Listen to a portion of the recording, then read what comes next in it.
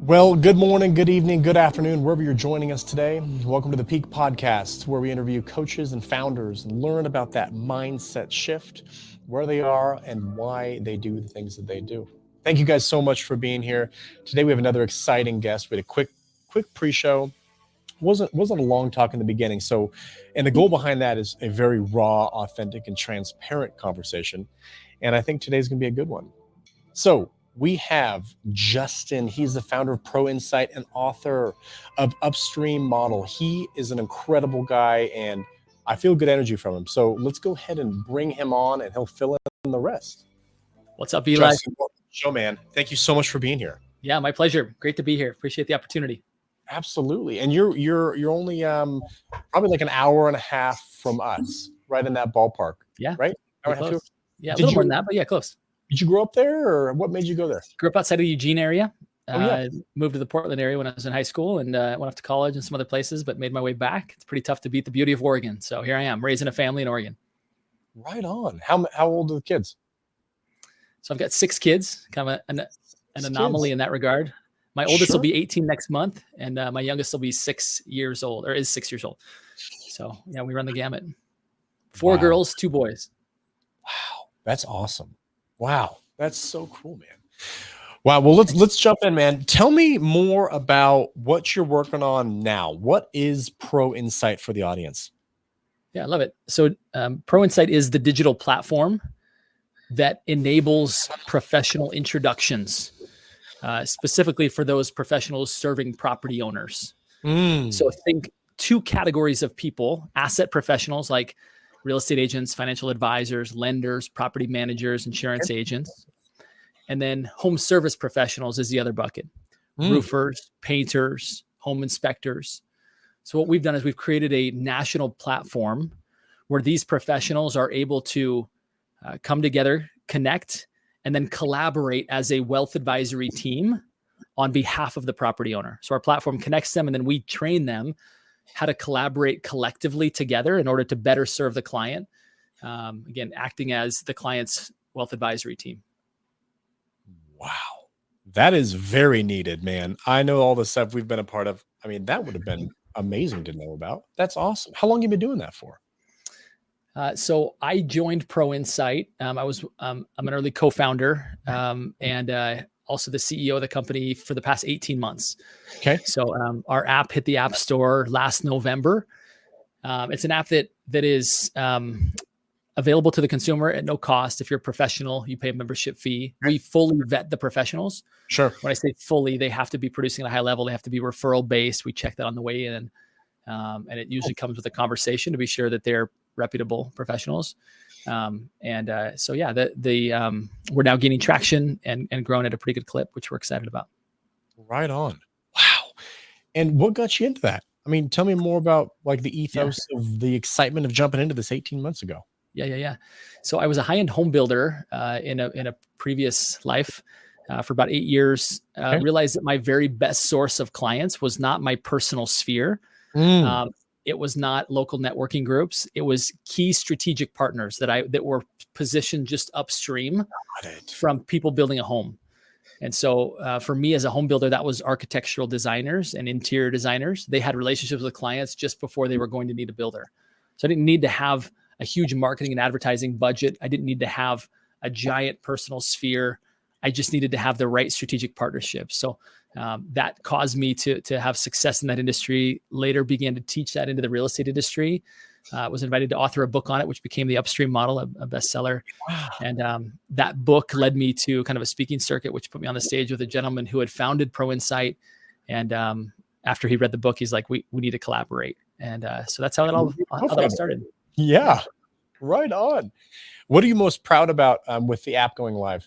What are some things in there that you're like, man, that's us. That was it.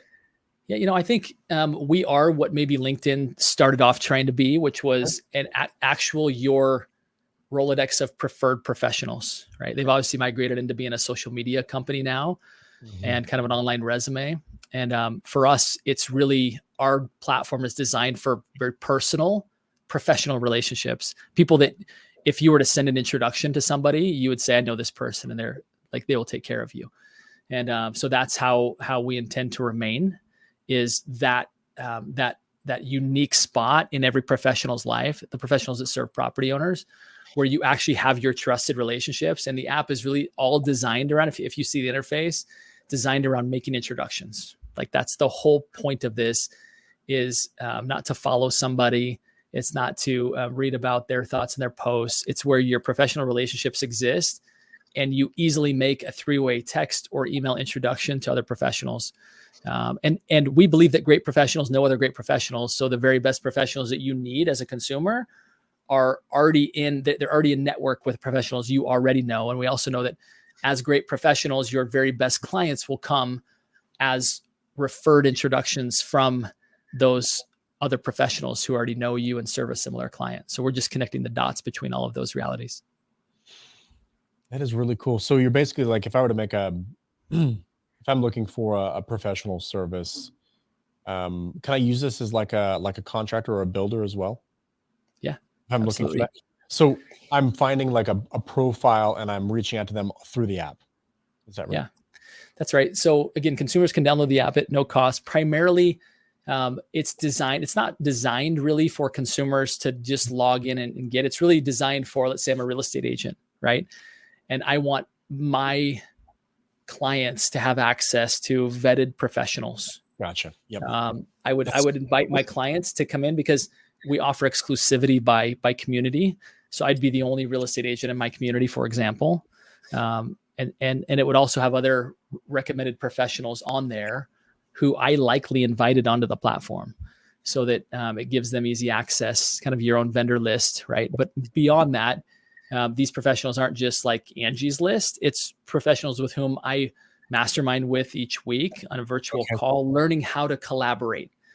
So the point is not to get into a room of people and give a 90-second commercial like you'd have in BNI, where you're just learning about the people. We're training them how to collaborate. We're training them how, for example, in a real estate transaction, a real estate agent should be including a tax professional, and how to make that introduction, and how a financial advisor could be involved with an insurance agent to be sure that the client is best served. Again, we believe that the best service to a client comes when the professionals who are involved communicate and collaborate.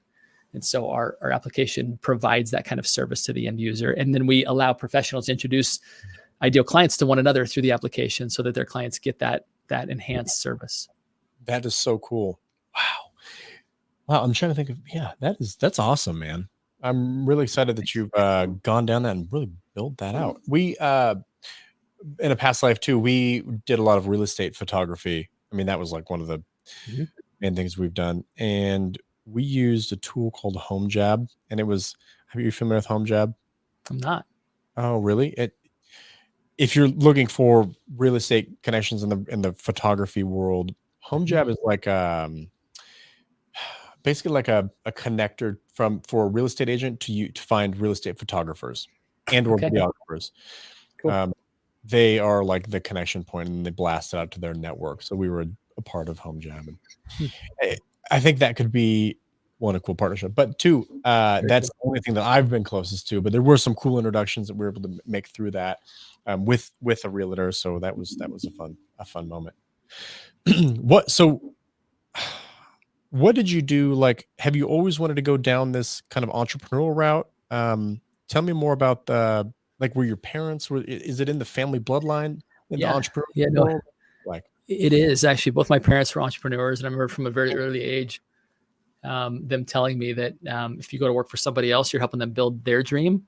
If you want to build your own, you need to be in business for yourself. And that's, one of the wealthiest people I know worked for a corporation his whole life. So I know that that's not a fast and hard rule, but because I saw my parents with very little formal education build tremendous businesses, I realized that I could do it. I didn't have to have, a big pedigree. I didn't have to have all this. It was just grit, determination, a thirst for always learning, and a willingness to not be the smartest person in the room. And if you could do that, surround yourself with other great minds and great thinkers and people that were honest, had integrity, and would work hard, that you could build something that, that the market needed. So I watched them do that. And so I was inspired to want to do the same. Okay.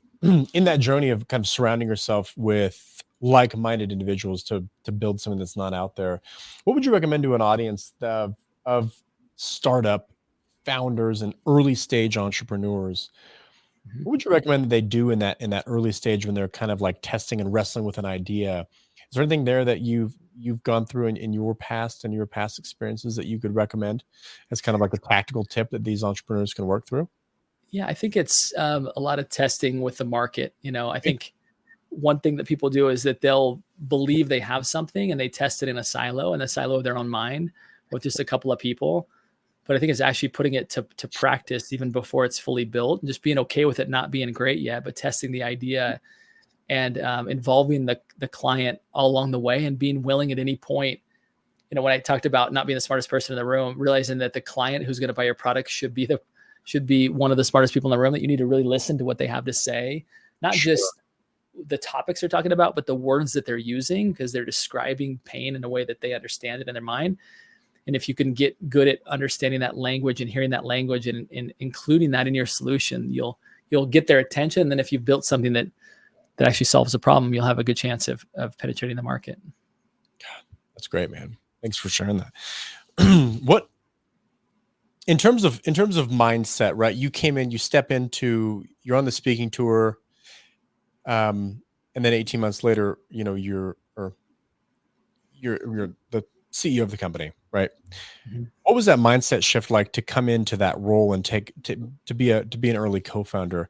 Was there something that you had to kind of like shift a mindset, shift an identity? Was there anything in there Yeah. as you decided to take on that next venture and that next opportunity that presented itself from your book?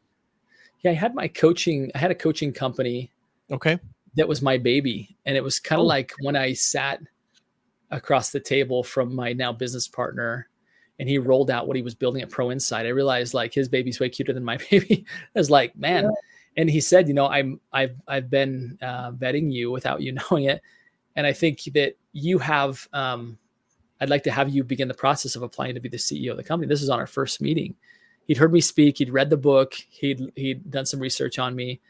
And at first I said, I was so in love with what I had already built, Okay. um, that I was like, I don't think I'm your guy, but I love what you're doing. And if not me, I'd love to find someone who could fill that role. Like I believe in what you're doing. And then I had to step back and say, sure, I can own everything of what I've done over here in this little baby of mine. Maybe a baby's not a good a good No, metaphor because you'd never actually give up your baby, um, but yeah. but the point is that this thing that I had built, this thing that I'd there we go again, birthed into the world, right? This was it. This was going to Sure. take me all the way to the finish line. I realized like it wasn't the best plan out there, that someone else actually had a better idea, and that sure I would have a smaller part, right? Because this is a company that was it was early, but it was sophisticated, right? It Yeah. had shares, it had a cap table, and I fit into there, right? As a much smaller than 100% owner, 20% owner, right? 1/5 of what I would have had. But what we're building together is so much bigger and greater than what I could have ever done on my own, ever, right? The ideas are so far superior. Yeah. And so I feel that sometimes you have to just get over the fact that not all the best ideas are going to come from you. That your best ideas got you to where they're at, but they're not going to get you to where you want to go. You actually have to surround yourself with other people who can help you to think bigger than that. And Exactly. in so doing, your opportunities will expand, as long as you're not so married to your own ideas that you can't give those up for a better one. Wow. Very cool. Is the coaching company still around? I do. I maintained one executive coaching client and then one Cool. group coaching group, kind of to keep my skills sharp. Yeah. As you're launching a startup, Sure. it's not overly profitable at first, right? So it's kind of been a bridge for me to get from A to B. Now that the startup is capitalizing, Yeah.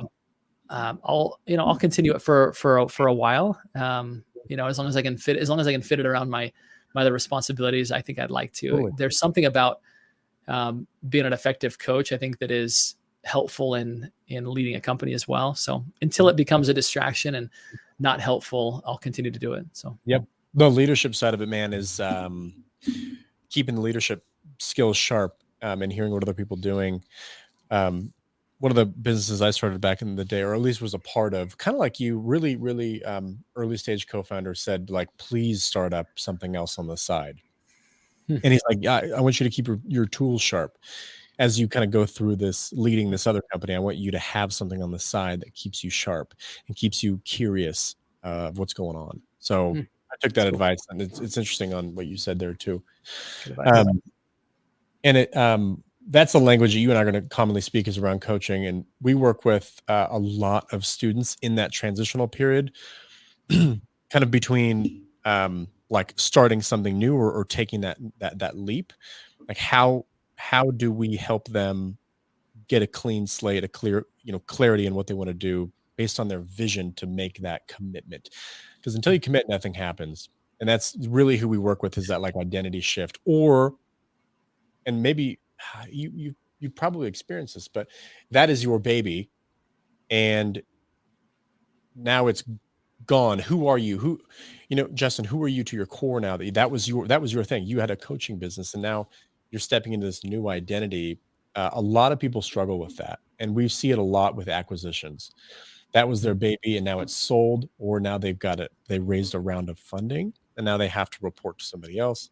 There's this weird identity shift that we've been working with a ton of students on, and it's been pretty fun, pretty interesting as well. Interesting. Yeah.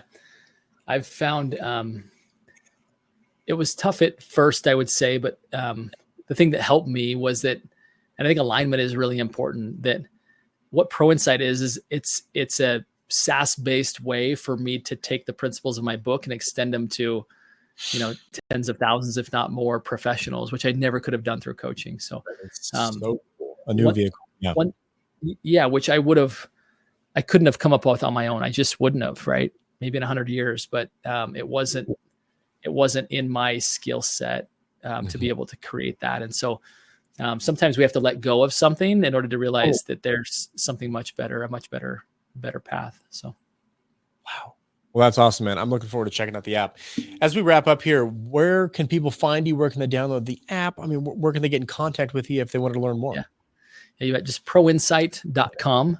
Cool. That's PRO and then the words insight, singular, not sites, just insight, just one insight, proinsight.com.